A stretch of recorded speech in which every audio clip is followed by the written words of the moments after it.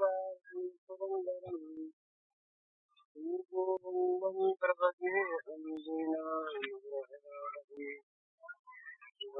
मुकुन्दमरविन्दगलायताक्षम् वन्दे शङ्खदशनं शिशुभूषम् इन्द्रादिदेववन्दतपादपीठम् वृन्दावनालयमहं वसुदेवसुतम् जलधरवर्णं सम्पगोद्भासितमलम् विकसितमलिनाशिं विस्फुरन्नहास्यम् कनकरुचिरपूर्णं चारुबर्हारसूनं कमपि निखिलसारं कुमारम् वंशीविभूषितकरान्नवनीरदाभात् पीताम्बराजन्मजन्मफलाधरोष्ठात्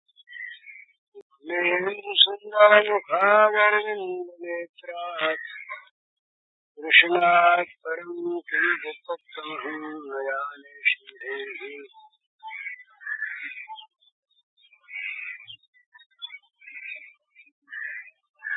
सब में व्याप्त भगवान के नाते आप सबके श्री चरणों में मेरे नमस्कार।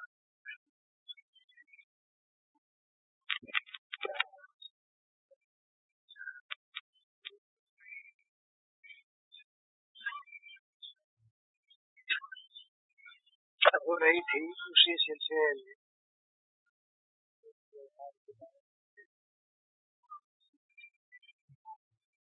बहुत सीधी सी बात है। पुराणों में कई जगह ये श्लोक थोड़े से अंतर से आता है। श्रूयतां धर्म सर्वस्वं कृत्वा चैवावधार्यतां आत्मनः प्रतिकूलानि परेषां न समाचरेत्। दूसरे के साथ कैसा बर्ताव करे कैसा न करे, कौन सा बर्ताव धर्म सम्मत है। तो कहते हैं कि धर्म का सर्वस्व है, इसे सुनो और जीवन में उतारो। केवल सुनो नहीं, जीवन में उतारो। जो जो बातें जो जो चीजें तुमको प्रतिकूल लगती है दूसरे के साथ वो मत करो। आत्मन प्रतिकूलानि परेषां न समाचरेत्। हमारा कोई अपमान करे, रूखा बर्ताव करे, गाली दे, हमारा अहित करे, हमारे घर को, कुटुंब को, परिवार को, देश को गाली दे, हमारे धर्म की निंदा करे, जो बातें हमको बुरी लगती है वो बातें दूसरे के साथ न करें। दूसरे के साथ बर्ताव करते समय, बोलते समय इस बात का ध्यान रहे कि यही अगर ये मुझको बोलता, मेरे साथ ऐसा करता तो मुझे कैसा लगता। मुझे जो चीज बुरी लगती है इसको भी लगती हो, और जो चीजें अपने को अच्छी लगती हैं, अपना कोई सम्मान करे, अपने साथ कोई प्रेम करे, अपना हित करे, अपना आदर करे, अपने को लाभ पहुंचावे, ये सब बातें अपने को अच्छी लगती है ना। अब अपने को अच्छी लगती है वो दूसरे के साथ करनी चाहिए। एक ऐसा नियम है कि हम जो कुछ देते हैं वही अनंत गुना होकर हमारे पास लौट जाता है। हमें मान चाहिए, हम मान दें, सुख चाहिए सुख दें, हित चाहिए हित दें, और हमें निंदा चाहिए तो निंदा करें लोगों की, अपमान चाहिए अपमान करें। तो अपने को जो चीज चाहिए वो दूसरे को दे, अपने को जो चीज नहीं चाहिए वो दूसरे को न दे। उसमें प्रधान चीजें 4 मानी गई हैं। ये सब व्यवहार में याद रखने की बातें हैं। सम्मान, सत्य, प्रेम और हित, इन 4 को सब चाहते हैं। बड़ी स्थूल चीज है पर बड़ी मीठी चीज है, इसको दे करके बहुत प्रेम हो जाता है और सारा प्रेम टूट जाता है। वो है सम्मान। सम्मान की भूख सबको है, कहे चाहे कोई ऐसे कि भी हम सम्मान नहीं चाहते, तो वो सम्मान त्याग में भी एक सम्मान होता है, उसमें मन कहीं रमा रहता है। बोलिए बड़ा मान त्याग करने वाले सज्जन हैं। अब ये बात कहीं मीठी लगती है तो वही जानता है जिसको लगती कि नहीं लगती, पर यदि लगती है मीठी तो वो सम्मान के त्याग का प्रदर्शन करना चाहेगा। उनका सच्चाई हो तो उसमें कुछ थोड़ी अस्वाभाविकता आ जाएगी, क्योंकि वो चाहता है। तो एक त्यागाभिमान होता है, मैंने त्याग किया। पहले ये बात एक बार कही थी शायद, एक महात्मा थे, वो महात्मा वृद्ध महात्मा थे, जंगल में रहते। एक नए राजा ने संन्यास ग्रहण किया, राज्य का परित्याग करके वो भी जंगल में, उसी जंगल में रहने लगे। कुछ कुटियाठी महात्माओं की वहीं पर किसी ने साधुओं के लिए भिक्षा के लिए एक सत्र लगा रखा। तो दोपहर का समय था, वो नए महात्मा सन्यासी तरुण वो रोटी लेकर आ रहे थे। ये बूढ़े महात्मा पीछे पीछे से आए और कोहनी का धक्का दे दिया। धक्का देती रोटी गिर पड़ी।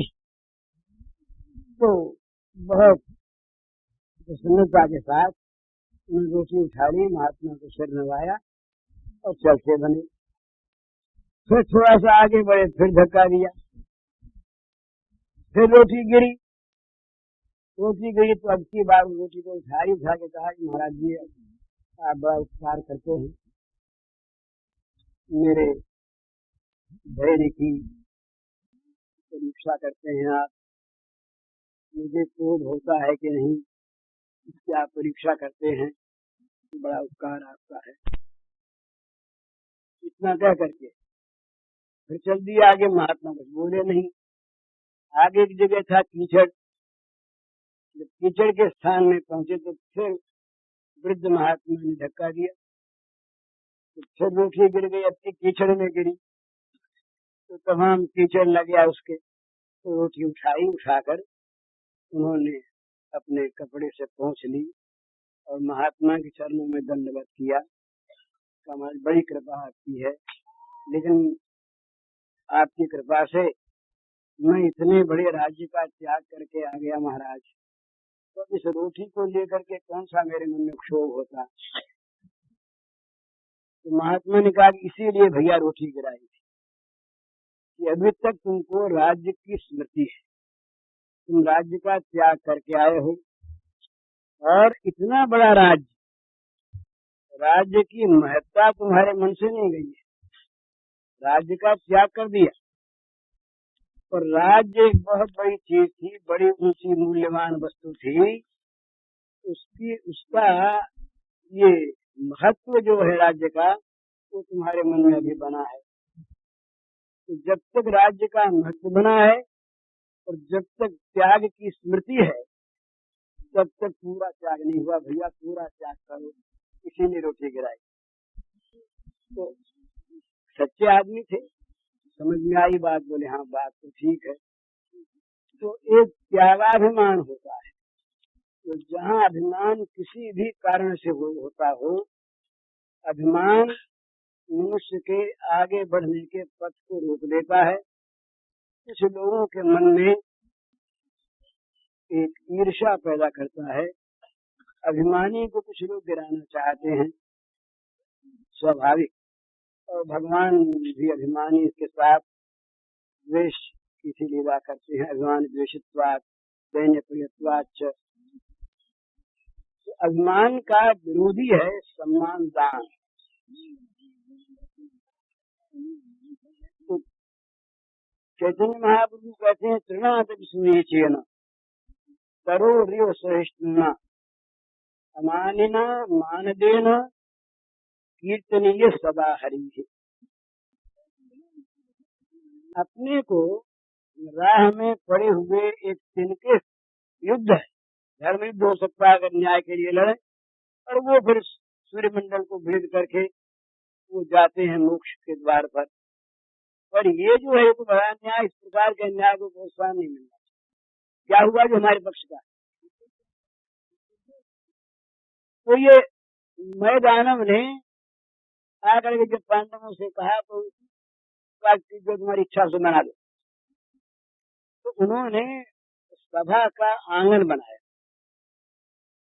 आंगन में एक बड़ा चमत्कार ये कि जहाँ पर जल था, जल भर दिया एक तरफ, एक में बीच बीच में जल और स्थल, जल और स्थल, जहाँ जल वहाँ तो स्थल दिखे, बिल्कुल जमीन दिखे, और जहाँ जमीन वहाँ जल दिखे। बन गया आंगन, वैज्ञानिक आंगन बन गया। इसके बाद दुर्योधन वहाँ पर उसमें राजस्व यज्ञ में थे, ये कोषाध्यक्ष थे और दानाध्यक्ष थे। ये आए, इनको बेचारों को पता था नहीं, तो जाने लगे तो पहले वो जमीन थी, दिखता था जल, इन्होंने अपने कपड़े ऊंचे कर भीग न जाए। अब इतना इतना जल दिखे तो कपड़े ऊंचे करने स्वाभाविक, कपड़े ऊंचे कर लिए, भीग न जाए। तो द्रौपदी और भीमसेन को हंसी आ गई, हंसी में काम उनका थोड़ा सा आगे बढ़े, वहां था जल तो दिखा बेचारे को इसको जमीन, उसने प्रवेश करते इतना इतना उसके जल भागा, तमाम कपड़े भीग गए। तो भीमसेन ने कहा कि है तो अंधी का लड़का ना। अब महाराज युधिष्ठिर, अरे चुप चुप क्या बोलते हो, पर जबान निकल गई। आजकल तो लोग वर्ड्स विड्रॉ कर लेते हैं, बोले हमने जो कुछ कहा उसको हम वापस लेते, जबान में कहीं वापस जाती है, जो निकल गई वो विड्रॉ नहीं होती, तो निकल गई। अब वो रोका बहुत, आगे तो नहीं बोल सके कुछ युधिष्ठिर के रोकने पर, तो जबान तो निकल गई। वो जबान तीर की तरह चुभ गई जा करके दुर्योधन की हृदय, थोड़ा सा वो नजदीक आ रहा था, समझौते के नजदीक आ रहा था, अब में शामिल हो गया, काम करता था। उसी समय उसने मन में दृढ़ कर लिया कि या तो पांडव रहेंगे या मरेंगे। तो उस कटुक्ति ने, उस कड़ी जबान ने, उस व्यंग ने दुर्योधन के हृदय में जो बुराइयां थी उनको बढ़ा दिया, उसके हृदय में जो विष था पांडवों के प्रति उसको और भी प्रगाढ़ कर दिया, तीक्ष्ण कर दिया। तो बर्ताव करने के समय वाणी में और आकृति में दोनों में सम्मान होना चाहिए। आप सम्मान से लोगों को वश में कर सकते हैं, स्वाभाविक। किसी अपने बच्चों को, एक बच्चे ने हमसे कहा कुछ दिन पहले की बात है कि पिताजी से आप कह दीजिए कि कोई सच्ची बात भी हमको कहा करें, उलाहना दिया करें, तो 5 आदमियों के सामने न दिया करें, अकेले में कह दिया करें, जिसमें हमारा तिरस्कार न हो उनके सामने। ये अच्छे बच्चे की बात है, जो सामने नहीं बोलता उस अच्छे बच्चे की बात है, पर वो भी चाहे अपमान नहीं चाहे, तो अपमान संसार में कोई नहीं चाहता। अपमानित जो होते हैं वे आगे जा करके बदला लेते हैं। हम तो भी देखते हैं ना, राजनीतिक जगत में हमारे साथ, हम ये हमारे राजस्थान के राजपूत थे, अभी हैं, उनका दोष नहीं बताता, हुई बात है, वो जाटों का बड़ा अपमान किया करते हमेशा। अब आज दशा बिल्कुल पलटी है, राजपूत घराने की स्त्रियां जो बाहर नहीं निकलती, उनको बाहर निकलना पड़ता है और जाटों की कटुक्तियां सहनी पड़ती। इस तरह और भी कई जगह जिम्मेदार किसान, ऐसे नौकर, मजदूर, मालिक, इस तरह घटनाएं हम जानते हैं, बहुत सी, सामूहिक भी और व्यक्तिगत भी। तो किसी का भी अगर आप अपमान करेंगे, किसी को भी अगर बुरी जबान बोलेंगे, तो वो चाहे आज न बोल सके, और वो अगर अच्छा पुरुष है तो चाहे भूल जाए, पर सहज बात यही है कि उसको वो चीज याद रहे। सम्मान किया इतना याद नहीं रहता, उसको याद रहेगी, और वो समय पर कम से कम, और नहीं बदला अगर लेना भूल भी गया होगा तो आप पर विपत्ति जब आवेगी तो उसे प्रसन्नता होगी। बदला 4 प्रकार से आदमी लेते हैं स्थूल रूप से।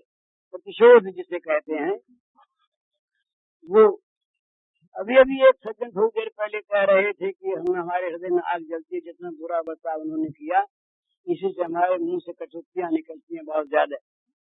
स्वाभाविक है, जब हृदय में वो एक तरह की बहुत बड़ी वेदना सही हुई हो तो उसको लेकर के हृदय में आग जलती है, ठीक है। वो लेकिन वो एक मन में जो चीज रहती है वो प्रतिशोध की भावना को निरंतर जगाती रहती है। तो प्रतिशोध का स्थूल रूप क्या है? किसी ने हमको एक गाली दी, हमने दो गाली दे दी, ये तो हमने डबल बदला ले लिया। किसी ने एक चपत लगाई, हमने 4 लगा दी, तो इसकी बात नहीं है। हमको जिसने जो कुछ दिया, जितनी गाली दी, जितना अपमान किया, उतना हमने कर दिया। हम बदला लेने वाले की वृत्ति में आश्वासन हुआ कि चलो कोई बात नहीं, उसको भी हमने बराबर को कर दिया। बोले नहीं, अपने ये काम नहीं करना, अपने को कानून से काम करना है। पुलिस में रिपोर्ट कर देंगे या मजिस्ट्रेट के यहाँ शिकायत कर देंगे, आवेदन पत्र कर देंगे, मुकदमा कर देंगे। अब उसने रपट कर दी या मुकदमा कर दिया, क्यों कर दिया? उसको बदले में दंड मिले, यही तो भाव था ना। इससे भी आगे बढ़ा कोई, उसने कहा अपने तो कुछ करना कराना नहीं, न कोर्ट में जाना है और न अपनी रपट करनी है, न बदले में गाड़ी देनी। कौन जबान बिगाड़े? तो भगवान सब देखते हैं, भगवान न्याय करता है ना, तो सब देखते हैं, अपने आप न्याय करेंगे, देखेंगे। छोटे कोर्ट की अपेक्षा हमने बड़े कोर्ट में नालिश कर दी, बड़े कोर्ट में नालिश कर दी, भगवान के यहाँ शिकायत कर दी कि आप देखना भला, हमने आपको मामला सौंप दिया है, अब आपको सौंप दिया है। ये भी नहीं किया, न हम कोर्ट में गए, न हमने बदले में गाली दी, न हमने भगवान के सामने मामला पेश किया। हो गई बात, जाने दो। 10 वर्ष के बाद जिसने हमको गाली दी थी, मारा था, उसके घर में आग लग गई। समाचार मिला उसके उसका घर जल रहा है। बोले हाँ, भगवान के यहाँ न्याय करेगा। हमको उस दिन इसने गाली दी थी तो बदला मिल गया, चाहे वो आज किसी दूसरे कर्म के फल रूप में लगी हो, और हमने उसको खतियाया अपने खाते में। हमारा जो बदला लेना बाकी था वो बदला भगवान ने चुका दिया। इस प्रकार बदले की भावना मनुष्य के मन में रहती है, वो जलाती रहती। तो रूखा वचन, अपमान, ये दूसरे के मन में जाकर एक करवास पैदा करता है और उसके मन में प्रतिशोध की भावना का अंकुर पैदा कर देता है। हमने एक नया बैरी बना दिया, इसलिए अपमान नौकर है अपना। अब वो कुछ नहीं, अरे भैया जरा गिलास ले आओ। अब भैया कहने में कोई जबान में लगाया नहीं, तो उसको मीठी लगी। हमारे बाबूजी बड़े अच्छे हैं, देखो भैया कह के पुकारते, और रे कह करके बार बार पुकारा, तो भी गिलास तो लावेगा ही पानी का, तो खुश नहीं होगा। और कहीं बहुत अपमान किया तो वो शायद बदला लेने को अभी तैयार हो जाए, आगे की बात अलग रहे। तो सबसे पहली चीज है, किसी के साथ भी बर्ताव करने में ख्याल रखना चाहिए सम्मान का। और जहाँ पर अपने बड़े हैं वहाँ विशेष ख्याल रखें। अरे अपने से जो बड़े हैं उनका सम्मान तो हमको जबरदस्ती करना पड़ता है, मन में न भी हो तो भी। कलेक्टर साहब आके बैठ जाए, मंदिर जाकर नहीं, उनको मंगाई साहब बैठिए विराजिए, उसी में विराजिए, करना ही पड़ेगा। पर अपने से छोटों का सम्मान करे, छोटों के साथ सदव्यवहार करे, ये असली सदव्यवहार होता है। एक चीज तो सम्मान, दूसरी बात सम्मान के साथ सत्य। सम्मान करे और मन में हो कपट, और वो कपट जब कभी प्रकट हो जाए तब वो कहे हम तो बड़े धोखे में रहे, हम तो इनकी मीठी मीठी बातों में आ गए और फंस गए, और ये तो ऐसे नालायक कि इतना मीठा बोलते हैं और गला काटते परोक्षे कार्य हंसारम प्रत्यक्षे प्रियवाजनम वर्जयितादृशम मित्रम विषकुंभम परिमुखम।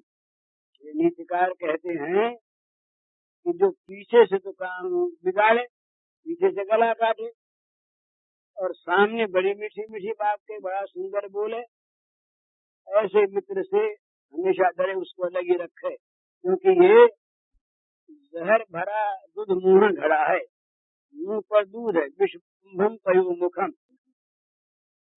तो ये अपने लिए, अपने ऐसा कभी न बने।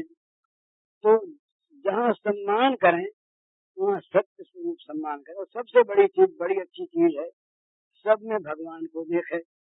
ये अगर भगवान की कृपा से भाव जागृत हो जाए तो एक बड़ी सुंदर चीज होगी कि कहीं व्यवहार में कड़ाई करते हुए भी आपके मन में सम्मान बुद्धि हटेगी। बड़ी कड़ाई, भीष्म के प्रति बाण छोड़ रहे हैं, द्रोण को मार रहे हैं बाणों से अर्जुन, और युधिष्ठिर उसमें सरदार हैं, पर भीष्म को बाण मारने की आज्ञा पहले भीष्म से लेकर के आते हैं।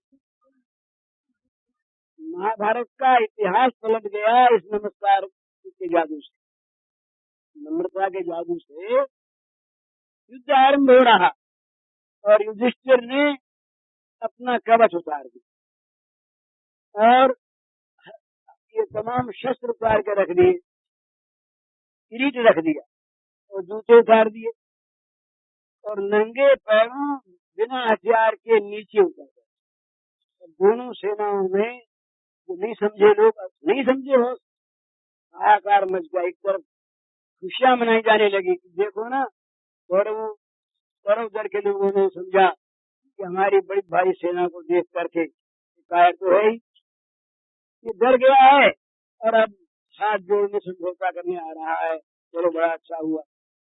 इधर सारी पांडव सेना विक्षुब्ध हो गई, क्या करेंगे, पकड़ो ना इनको जा करके, कोई कुछ कहे कोई कुछ कहे। श्री कृष्ण ने सबको इशारा किया कि चुप रहो, भाई उससे कहा कि तुम भी ऐसे बन के साथ हो जाए। वहां तो कृष्ण वचनम केवल सबके लिए था, पांचों पांडव आगे आगे नेता के रूप में, हथियार कुछ नहीं हाथ में, नंगे पैरों नंगे सर चल रहे हैं युधिष्ठिर जी, और साथ में श्याम सुंदर को सारी उनकी कला। सेनापति आज भीष्म है, पहले सेनापति, ये निर्भय निसंकोच कौरव सेना में पहुंचे और सीधे भीष्म पितामह रथ के पास जाकर सुना, दादाजी ये आपका पुत्र युधिष्ठिर प्रणाम कर रहा है और युद्ध के लिए आज्ञा मांग, विनम्र भाषा में। भीष्म के आंखों में चला गया, बोले बेटा तेरी जय हो। अब वो दूसरे पक्ष के प्रधान सेनापति हैं और दूसरे पक्ष के प्रधान को कहते हैं तेरी जय हो। तमाम ये इकट्ठे हो गए थे आकर के दुर्योधन वगैरह देखे क्या होता है, तो आए थे आशा में कि ये डर कर आ गया है, अब तो हार ही गया, चकित हो गए। अब वहाँ कोई बोलता नहीं बीच में, भीष्म सेनापति है और दादा हैं सबसे बड़े। युधिष्ठिर कहते हैं कि दादाजी मेरी जय होगी। बोले हाँ, तुम अगर नहीं आते तो जय नहीं, तुम मुझसे आज्ञा नहीं मांगते, बड़ों से आज्ञा मांगकर जो काम नहीं करते, तो मेरा तुझे शाप मिलता और तू हार जाता। तो अब तेरी जय हो। पक्की हो गई जय के बाद अब फिर आगे बढ़ी। इसको जो राजनीति वाले हैं वो समझते हैं कि ये बड़े भारी पॉलिटिशियन थे युधिष्ठिर, वो इस प्रकार से जाकर के शत्रुओं के बल का उन्होंने राज कर दिया है। ये बात भी अब सही सीधी तौर पर पूछते हैं उनसे, अच्छा तो दादाजी हमारी जय होगी, आपने कह दिया, पर कैसे होगी, आप इस पक्ष में हैं। सीधी बातें होती है। भीष्म कहते हैं कि बात तो यही है, मेरे रहते मुझे कोई जीत सके ऐसी बात तो नहीं। तो बोले अच्छा तुम फिर कभी पूछना, मेरे मरने का उपाय मैं बता दूं। इतनी बड़ी विजय हो गई, भीष्म पर विजय प्राप्त कर ली युधिष्ठिर के नमस्कार ने, नम्रता ने आगे बढ़े। अब वो जानते हैं कि इनमें कौन कौन बड़े हैं, एक के बाद कौन यहाँ पर सेनापति होंगे। द्रोण के पास पहुंचे। द्रोण इनके शस्त्र गुरु हैं दोनों के, पर आज वो लड़ने को तैयार हैं कौरवों के पक्ष में, यद्यपि अर्जुन के प्रति बड़ा स्नेह है। गुरुदेव, युधिष्ठिर आपका पुत्र शिष्य चरणों में प्रणाम कर रहा है और युद्ध के लिए आज्ञा मांग। बेटा युद्ध करो, तुम्हारी जय हो। वहां भी यही प्रश्न आया, महाराज कैसी जय होगी। तो कहा भाई देखो, जहाँ धर्म होता है वहाँ भगवान होते हैं, वहाँ श्री कृष्ण होते हैं, जहाँ कृष्ण होते हैं वहाँ जय होती है। तो तुम्हारी जय तो हो, पर तुम नहीं आते प्रणाम करने तो जय नहीं होती, मैं शाप दे देता। वहां भी यही बात है, तो महाराज आपके रहते जय होगी। बोला मेरे रहते तो ये तो जरा संदेह की थी, जब तक मेरे हाथ में शस्त्र है कि संसार में कोई ऐसा नहीं कि मुझ पर विजय प्राप्त कर सके। तब सब बोले एक बात है, मैं क्षत्रिय नहीं हूँ, ब्राह्मण। क्षत्रिय के समान रण में धैर्य ये मेरे पास नहीं है। तो मुझे अगर कोई शोक संवाद सुना दे, मेरे हाथ से शस्त्र गिर जाए, तो कोई मेरा से उतार ले, बता दिया ना उपाय, तुम शोक का समाचार सुना देना, मैं हथियार मेरे हाथ से गिर जाएंगे, तुम मार डाल। अब तीसरे गए कृपाचार्य, जो उनके कुल गुरु थे उनके पास, वो भी लड़ने को सन्नद्ध थे। वही प्रणाम, वही आशीर्वाद। बोले आप गुरु जी रहेंगे? बोले हाँ, मेरे रहते तो नहीं, पर मेरी कोई खास बात नहीं है, मैं चल दूंगा, मैं रहूंगा ही नहीं सेनापति होने के मौके तक। तीन पर विजय प्राप्त हो गई, ये सब सीखने की बात है। चौथे गए शल्य मामा के पास। शल्य थे मध्य देश के राजा, बहुत बड़े राजा थे, बड़े विद्वान थे, बड़े शूरवीर थे, और ये माद्री के भाई थे सगे। तो ये नकुल सहदेव के मामा आते, पांडवों के मामा थे पांचों के ही। तो ये अपने भांजों के पक्ष में लड़ने के लिए सेना लेकर घर से निकले। पांडवों की ओर आ रहे थे। अब पांडव तो थे निश्चिंत, तो मामा जी आई जाएंगे, कोई बात नहीं, उनके लिए तो तैयारी थोड़ी करनी है, घर ही के मामा जी हैं, और आई जाते, कोई स्वागत ये चाहते नहीं थे। तो रास्ते में एक बाधा आई, जहां से ये चले वहां से लेकर के और कुरुक्षेत्र के मैदान तक स्थान स्थान पर इनके स्वागत का, भोजन का, जल का, सुख सुविधा का सारा प्रबंध दुर्योधन ने करवाया। आज कोस आगे चले, महाराज अब जल लेंगे, जलपान कर लें, सब सारी सेना के लिए। अब ये तो आप जाहिर हो गए, जब गए कृतज्ञता से। इनको तो मालूम नहीं है कि ये किसका है, सोच रहे हैं कि ये युधिष्ठिर नहीं किया होगा। जब ये युद्ध क्षेत्र में आ पहुंचे, युधिष्ठिर तो सामने आए नहीं, जानते थे कि मामा जी आ रहे हैं, कोई बात नहीं, गुरु ने सामने प्रणाम किया, मामा जी प्रणाम। दुर्योधन, हाँ मामा जी, मैं भी तो आपका भांजा ही हूँ, माधुरी मेरी भी तो माँ है, क्या कह सकते हैं। तो एक प्रार्थना है, रास्ते में कहीं तकलीफ तो नहीं हुई, आराम रहा ना। अब इनका माथा ठनका शल्य का। शल्य ने कहा कि ये रास्ते की व्यवस्था तुमने करवाई थी, तो सब आप ही की थी। इतना उपकार से दबे, उस सम्मान का इतना फल हुआ, इन्होंने कहा अच्छा सेना को डेरा दे दिया। जो सेना लड़ने के लिए आई थी विरुद्ध मोक्ष हो गई, वो सेना इस पक्ष में आ गई। इधर 11 हो गए हुई और उधर 7 रहे, नहीं तो 9 हो। अब शल्य मामा इनके पक्ष में थे, तो युधिष्ठिर जानते थे कि शल्य अपने मामा है और अपने पक्ष में आए थे, पर अब लड़ेंगे उधर। तो शल्य ही ऐसे हैं जो कर्ण यदि सेनापति पद प्राप्त करके अगर गिर गए तो फिर शल्य के सिवा कोई दूसरा है नहीं इनके पास। शल्य मामा के पास गए, मामा के लिए भी और अपने पक्ष में करने के लिए भी प्रणाम किया। मामा जी प्रणाम, बेटा तेरी जय हो। महाराज आप इधर, तो बोले मैं क्या करूं, मुझे तो आना पड़ा, इतना कृतज्ञ हो गया मैं। तो बोले अब मैं युद्ध में तो बेईमानी करता नहीं, जिस पक्ष में आ गया उस पक्ष में लड़ना है, ईमानदारी से लड़ना है। तो बोले एक बात है, राजनीति है ना, पॉलिटिक्स, जिस समय कर्ण सेनापति होंगे अगर हुए तो कर्ण का युद्ध होगा प्रधान से अर्जुन के साथ, क्योंकि उनकी जोड़ी अर्जुन है। और ये बात भी कहीं कहीं कानाफूसी होते होते फैल चुकी थी कि कर्ण ने 4 भाइयों को न मारने का कुंती को वचन दे दिया है, तो लड़ाई होगी अर्जुन से ही। और अर्जुन के रथ हाँकने वाले श्री कृष्ण, वो रथ संचालन की क्रिया में बड़े निपुण है। मन उस समय के युद्ध में सारा जीवन रहता सारथी के हाथ में, सारथी सावधान, सारथी चंचल, सारथी हाँकने की कला न जाने, तो अभी से रथी को मरवा के बाण आ रहा है, बस नहीं मुड़ गया, बस कहा बाण निकल गया। जिस समय अर्जुन के साथ कर्ण का युद्ध होगा उस समय कर्ण को आवश्यकता होगी सारथी की।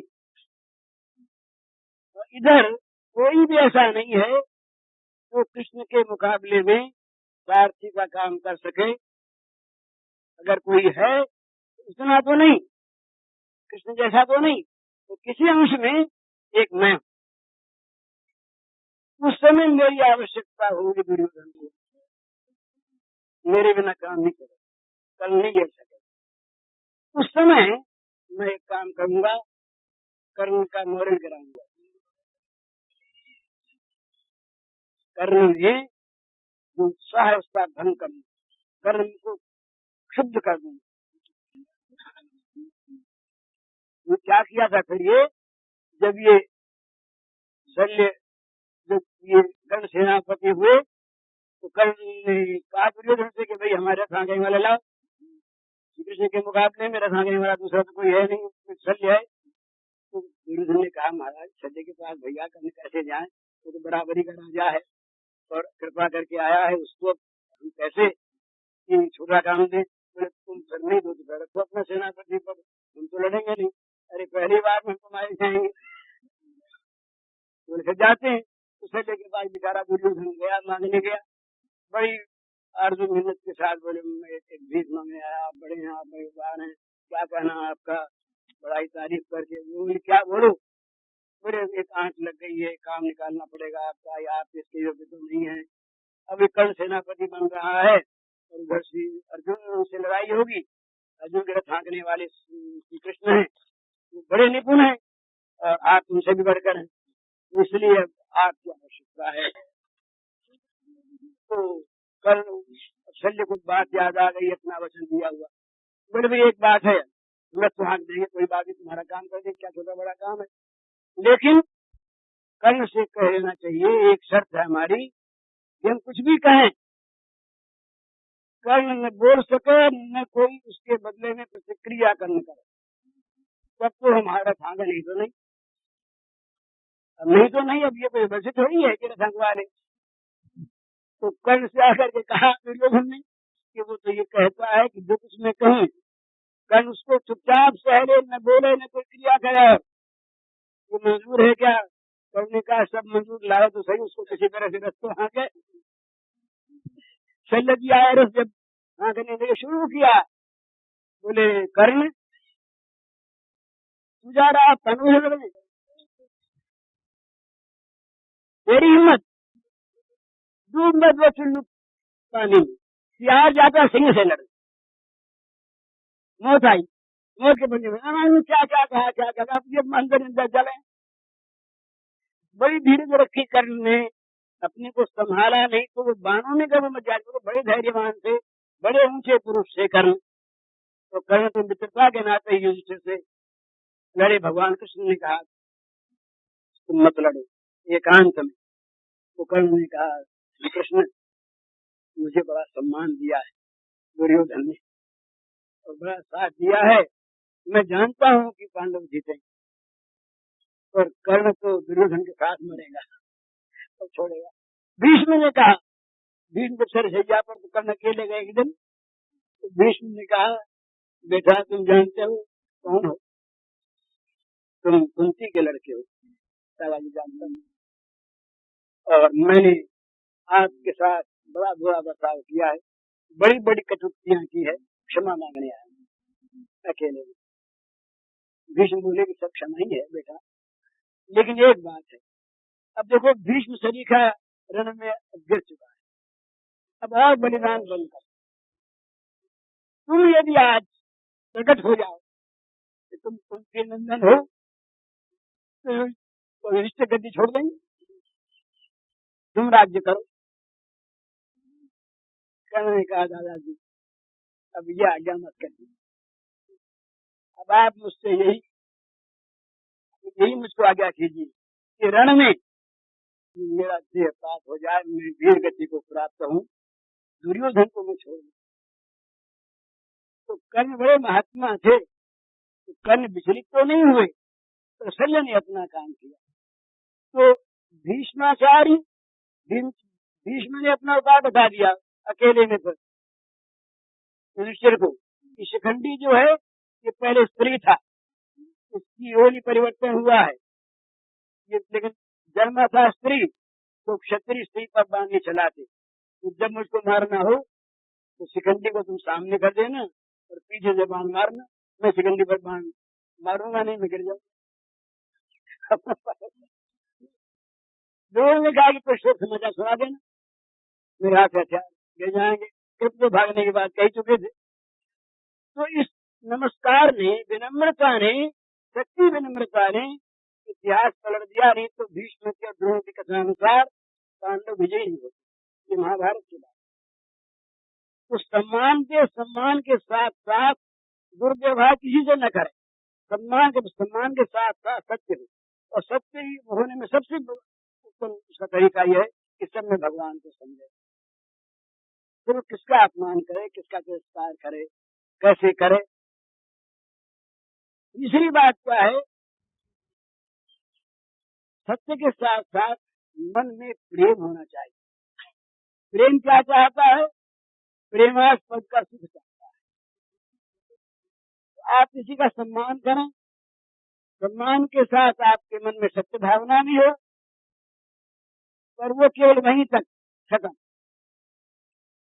आप उसका सुख चाहे न चाहे, आप निरपेक्ष है। यदि आप सुख चाहते हो, यदि आपका प्रेम उसके प्रति हो, तो वह भी आपका अपना बन जाएगा। और केवल सुख चाहे नहीं, समय आने पर जब जब मौका हो तब तब उसका हित साधन करें, क्रिया रूप में उस प्रेम का आप प्रत्यक्ष व्यवहार करें, हित करें। तो चार चीजें अगर हम लोगों को देना सीख लें तो बदले में हमको मिलेगी ही, निश्चित मिलेगी। सम्मान, सत्य, प्रेम और हित। ये सब बातें अपने घर में भी करके देख लीजिए। भाई भाई में लड़ाई होगी होगी, जहाँ से खींचातानी होगी, मैं लूं, और जहाँ मैं दूं हो गया, लड़ाई मिट जाएगी, तत्काल मिट जाएगी, लड़ाई रहेगी नहीं। वो कहेगा नहीं आपको लेना पड़ेगा, पूरा नहीं आपको लेना पड़ेगा। आदर्श हमारे सामने राम भरत का लड़ाई कभी हुई है नहीं। आज राम भरत का नाम लेकर के हम लोग पवित्र होते हैं, कितने बड़े ये इनका भ्रातृ प्रेम था। भ्रातृ प्रेम का त्याग था, त्याग ही प्रेम के रूप में परिणत होता है। तो स्मृताम धर्म सर्व संस्कृत्वा चैवावधार्यताम आत्मन प्रतिकोवानी परेशान समाचरित। ये श्लोक याद करें मन में और उसको जीवन में धारण करें। दूसरे के साथ वो बर्ताव करें जो आप चाहते हैं, वो न करें जो आप नहीं चाहते। ये व्यवहार के संबंध में किसी ने कल एक बात पूछी थी, कल कहने को देर हो गई थी, तो ये सूत्र रूप से व्याख्या उसकी लंबी चौड़ी हो सकती है, और ये अगर इतना सा याद रह जाए तो व्यवहार ठीक हो जाएगा, व्यवहार ठीक हो जाएगा।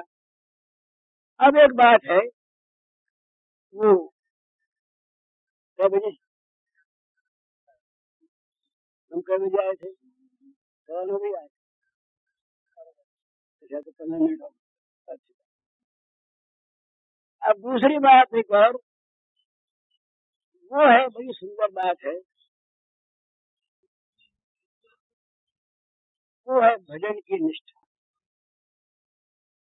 भजन और भजन की निष्ठा, इसमें अंतर है। भजन एक होता है, एक किया जाता है। जहाँ निष्ठा सिद्ध होती है वहाँ भजन होता है, किया नहीं जाता। होता है वो छूटता नहीं। वो भजन होता क्यों नहीं है और होने पर छूट क्यों जाता है, ये प्रश्न कुछ हमारे पास कई 4-5 दिन से दो ही प्रश्न आ रहे हैं, दो ही प्रश्न आ रहे हैं। अधिकांश शांति नहीं मिलती और भजन छूट जाता है। बात सच्ची है। तो भजन छूटता है क्यों कि भजन की आवश्यकता नहीं और भजन में प्रीति नहीं है। जिस चीज की आवश्यकता होती है उसकी याद अपने आप होती है। तीव्र पिपासा किसी को लग जाए पानी की, तो वो फिर पानी का किसी के कहने से जप करेगा क्या? पानी जपेगा थोड़ा ही। उसे लोग कहें कि तुम थोड़ी देर ठहर जाओ ना, पानी को भूल जाओ, वो कहेगा पानी को तो भूल जाए पर प्यास को कहाँ भूल जाए। ये प्यास पानी को भुलाने देती नहीं, आवश्यकता। और दूसरी बात प्रीति। प्रीति का उदाहरण है प्राण। हम लोगों की प्राण में आत्यंतिक प्रीति है। तो जैसे हम श्वास लेते हैं, एक क्षण भर के लिए किसी कारण से भी अगर श्वास न आवे तो बेचैनी होती है, क्योंकि उस श्वास में प्राणों में हमारी प्रीति है। तो श्वास हम जानबूझकर अभ्यास से नहीं लेते, नियम से नहीं लेगा आज तो इतना जप करना है और कल करेंगे, लाख आज कर लिया कल करेंगे। श्वास को क्षण भर छोड़ना हमारे लिए संभव नहीं। श्वास हम जानबूझकर लेते नहीं है, श्वास ना हमें तो मर जाए, क्योंकि उसमें प्रीति। तो या तो प्रीति हो और या अनिवार्य आवश्यकता हो, तब भजन अपने आप होगा। तो बोले ये तो बात तो ठीक, पर ये कैसे हो? इसीलिए सत्संग है कि भगवान के गुणों को सुनकर भजन के द्वारा भजन करते करते और उसका प्रमाण प्राप्त करके ये बड़ी आवश्यक, बड़ी प्रिय चीज है, आगे बढ़े। तो भजन में प्रीति होगी और भजन में की आवश्यकता होगी तो भजन छूटेगा नहीं तो छूटता रहेगा। अभ्यास करते चले आओ जितना अधिक हो। इसीलिए ये आवश्यकता है कि लाख नाम का नियम लो, नहीं तो संख्या की आवश्यकता नहीं है। संख्या के मंत्र की आवश्यकता होती है, नाम में नहीं आवश्यकता होती। तो लाख का नियम है तो किसी प्रकार से लाख नाम लेते लेंगे, इतना समय लगेगा, उस समय में बोलेंगे नहीं तो झूठ खबर चलिए भी छूटेंगे, रुकी जबान छूटेगी, असत्य नहीं आएगा, लाभ होगा। तो ये नियम इसीलिए है। तो जिनके भजन नहीं होता उनको अपनी अपनी हैसियत के अनुसार, स्थिति के अनुसार नाम जप का नियम करना चाहिए। ये बात रही शांति की बात, तो शांति बाजार में तो मिलती नहीं। शांति के कई उपाय भगवान ने बताए गीता में, भगवान के बताए होता है। इनमें दो उपाय की बात मैं कहता हूँ। एक बड़ा उपाय है कड़ा, एक बड़ा सहज है। कड़ा उपाय को भगवान कहते हैं विहाय कामान ये सर्वा उमाश्चरित निष्प्रिय निर्ममो निरहंकार स्वशांति मधिगच्छति।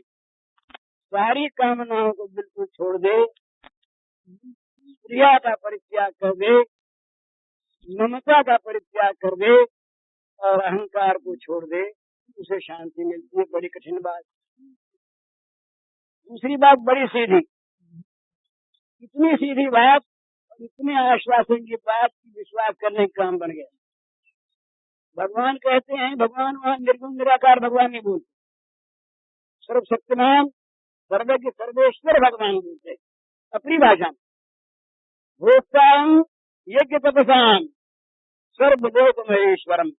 ब्रह्म में तो यज्ञ तपों का भोक्ता है और न वो सर्वलोक महेश्वर है, लोक कल्पना नहीं है।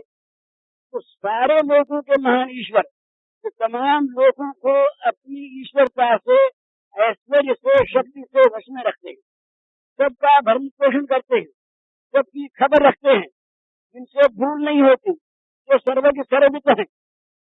इस प्रकार के भगवान कहते हैं सूर्यम सर्वभूषान। तो शब्द लगाते भक्ताराम कहते कि हम भक्तों के प्रिय हैं, हम के प्रिय हैं, ब्राह्मणों के प्रिय हैं, पुरुषों के प्रिय हैं।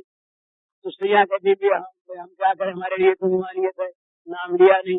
चांडाल कहता हमारे लिए तो नाम लिया नहीं। ये बड़ी सुंदर बात। सूर्यम सर्वभूषान। तुम्हें प्राणी हो कि नहीं? बोला प्राणी तो है। बोले हम तुम्हारे सूर्य हैं। बोले आपको मेरे सब लोग महेश्वर। अरे आज लाल बहादुर शास्त्री अगर किसी को चिट्ठी लिख दे कि हम तुम्हारे सूर्य हैं, तो मत चिंता करना। तो मन में गौरव, हमारे प्राइम मिनिस्टर ने लिख दिया, आप क्या है, तो वो हमारे हैं। और ये कहते हैं हम तुम्हारे नहीं। एक सुंदर शब्द जोड़ते हैं अपना सूर्य। सूर्य का दूसरा अर्थ यह है कि जो बिना बुलाए हमारा भला करने के लिए मरा फिरता, जिसे रहा न जाए भला करने के लिए, हमारा भला क्यों नहीं। वो सूर्य मित्र से भी ऊंचा कहते ही ऐसा है। तो कहते हैं मैं तुम प्राणी हो ना, बड़े हाँ बड़े मैं तुम्हारा सूर्य हूँ। तो भगवान ने आगे जाके इसका फल बताया, सूर्य सर्वभूता नाम जात्वा नाम शांति मृच्छति। जात्वा जहाँ ये जान लिया, जहाँ विश्वास हो गया, भगवान हमारे, सिर्फ लोग महेश्वर भगवान हमारे, अब फिर क्या डर है, फिर ताप हमारे पास आएंगे। भगवान यदि हमारे हैं तो ताप और ताप ये दोनों के हमारे समीप आ सकेंगे। ये अगर नहीं आए तो शांति मिल जाएगी। तो शांति मिलने का साधन क्या है? बहुत सीधी बात। अगर कोई विश्वास कर ले कि भगवान जो कुछ करते हैं वो हमारे मंगल के लिए करते हैं, क्योंकि हमारे सूर्य हैं, अमंगल वो कर नहीं सकते। चाहे ऑपरेशन का रूप न समझने वाला बच्चा चाकू देख कर डर और ऑपरेशन के नाम से रोने लगे। हमारे छोटा बच्चा है, राधा का लड़का, इसके एक बार लग गई चोट तो इसका ऑपरेशन किया। अब ये किसी डॉक्टर को कोर्ट के तुम्हारे को देख लिया तो तब भी डरता, रोने लगता है, उससे अच्छा हो गया। तो अनजान बच्चा जैसे ऑपरेशन के नाम पर डरता है, तो उसके हित की बात है। और जैसे बड़े आदमी समझने वाले जानबूझकर सर्जन को बुलाकर पैसा देकर ऑपरेशन करवाते हैं, घाव करवाते हैं, कटवा लेते हैं, महीनों तक घाव भरता है, पर मन में दुखी नहीं होते, सुखी होते। इसी प्रकार भगवान हमारे सूर्य हैं। भगवान जो करते हैं वो मंगल करते हैं, मंगल कर नहीं सकते। इसलिए जहाँ कहीं भी प्रतिकूलता आती है वहाँ भी हमारा मंगल भरा है। ये भावना अगर रहेगी होगी तो प्रतिकूलता हो, कामना तो चोट करने वाली नहीं होगी। क्रोध क्या वस्तु है? कामना जब चोट खाती है तो क्रोध बनता है। चोट खाई हुई कामना से उत्पन्न वृत्ति का नाम क्रोध है। प्रत्यक्ष काम क्रोध बन जाता है। कामात क्रोध हो भी जाए। जहाँ मन में क्रोध आया तो अशांति हुई। अशांति होने का कारण क्या? हमारे मन की ना हो तो अशांति हो, चाहे दिखे नहीं। तो ये कह दे कि भगवान के मन की, भगवान के मन के, भगवान से ये कह दे तुम्हारे मन में आवे सो तुम करो, हमारे मन की कभी करना मत। हमारे मन की बात अगर तुम्हारे मन से विपरीत हो उसे मत कर देना, हमारे खाते बात मत करना, लाड मत करना, तुम्हारे मन की हो सो करना। और ये निश्चय कर ले कि वो अपने मन की करते हैं और वो जो करते मंगल है। तो प्रत्येक क्रिया में जैसे ऑपरेशन में अशांति और क्षोभ नहीं होता, इसी प्रकार विपरीत से विपरीत फल की प्राप्ति में चित्त शांत रहेगा। भगवान का जो मधुर मनोहर विधान सामने दिखेगा, मंगल में भगवान हमारा मंगल करेंगे, वरदहस्तु आए और हमारे लिए विधान कर रहे हैं, तो अशांति नहीं रहेगी। शांति प्राप्त करने का उपाय है भगवान की मंगलमयता पर और मंगल विधान पर विश्वास, और भजन नित्य होने का उपाय है भगवान में प्रियता और आवश्यकता की उत्पत्ति और व्यवहार के बाद वो। अब वो 1 घंटा समय हो गया, आवाज समाप्त। हरिओम।